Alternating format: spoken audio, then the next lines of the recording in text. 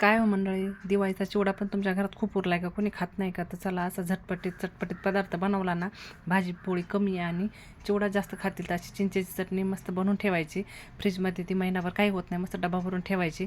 मग चिवडा घ्यायचा, एक कांदा, एक टोमॅटो, कोथिंबीर. कांदा एकदम मस्त बारीक चिरायचा बरं का.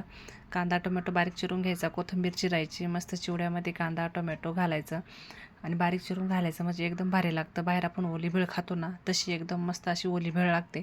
तुम्ही जर अशी घरी बनवली ना, चिंचेची चटणी बनवून ठेवायची फ्रीजमध्ये आणि पाहिजे तेव्हा मुलं भाजीपोळी कमी आणि चिवडा जास्त खात आहे. माझ्या घरात तर तसंच झालं आहे, भाजीपोळी कमी आणि चिवडा जास्त खात आहे मुलं. डब्बा 8 दिवसात मुलांनी संपून टाकला. चिवडा घेतला, त्यामध्ये मस्त चिंचेची चटणी घालायची, बारीक चिरलेला कांदा टोमॅटो कोथिंबीर आणि वरून चाट मसाला आठवणीने घालायचा बरं का. त्याने एकदम चटपटीत चव येते आणि मस्त मिक्स करून घ्यायचं. झाली ना आपली घरच्या घरी ओली भेळ तयार. असं चटपटीत बनवलं ना, तुमचा चिवडा संपायला सुद्धा अजिबात वेळ लागणार नाही.